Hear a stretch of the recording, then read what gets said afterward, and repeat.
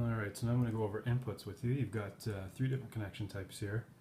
And at the top of every channel you have your mic input. So you've got your microphone on one end, and you go ahead and you just plug into any channel you'd like right at the top there. So those mic pre's are good for any kind of microphone, ribbon, condenser, dynamic. If you're using a microphone that requires phantom power, make sure you have the microphone connected and plugged in before you turn this button on. Bad things can happen if you turn it on before. And as I mentioned, you can plug any type of microphone in there, as well as any DI box output. And I'm not going to get into DI boxes too much, but a lot of information out there regarding them, so take a read. Very invaluable tools. If you do a lot of live stuff, you'll run into them most definitely.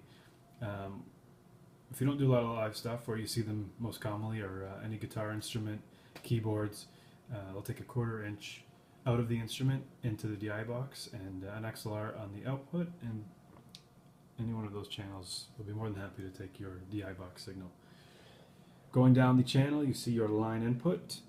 So we've got 4 mono line inputs and 2 stereos. And how that works is you take the output of your effects processor, your outboard gear, your rack mount CD player, anything that is sending out a line level signal. You can go ahead and attach right into the line input. And if you've got a mono signal, just one 1/4 inch cable will do the trick. If you've got a stereo line level signal, 2 side-by-side channels, pan, hard left, hard right. Or if you're getting pretty tight for channels, a neat option here is the stereo line in channel. And the benefit of that is you can control a stereo signal with just one fader, which is a pretty neat trick if you've got a smaller sized mixer on hand here. So you got 4 of those.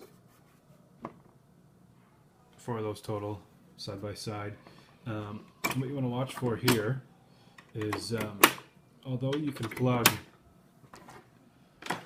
connect to your RCA connections and your 1/4 inch connections, you don't want to do this simultaneously. Some mixers will allow you to do this due to the fact that they have a source switch. So it'll say line A, line B. This mixer, however, does not offer that.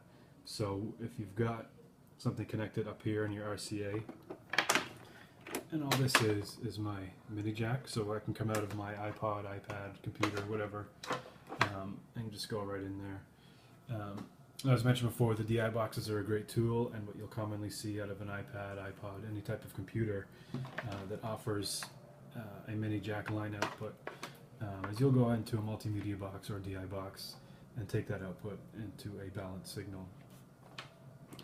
So again, just make sure you're only using one of those inputs at a time. You get into big trouble if you use them simultaneously. Heading back to our first 4 channels, you have an insert send. What this does is sends a signal, interrupts the signal flow into a outboard device. Whatever you've got, you're inserting that device into your channel strip signal path. And that's really handy if you've got your favorite compressor or EQ, rack mount, whatever you want to insert into that channel path. That is a good thing to have there. And you notice you only got 4 of those, so you better use them wisely. A neat trick I'll show you in another video is how you can turn that insert send, if you don't have any outboard gear, into a direct out, and that can be used in a number of ways, and I'll touch on that in another video. And your last way to come in is you've got a 2-track in, and again, this is just my mini jack to RCA cable, and that's just another way to get something in, and you'll commonly see people use that for an iPad or any kind of line out source where they just want to throw some music or something into their mix. And although you don't have any fader control or any dedicated channel strip, you do have a dedicated knob and assignable switch, and I'll get into that in another video. But yeah, that covers it. Your mic inputs, your line inputs, your insert send, your RCA inputs, those are going to be line as well. And stand by for a video on outputs.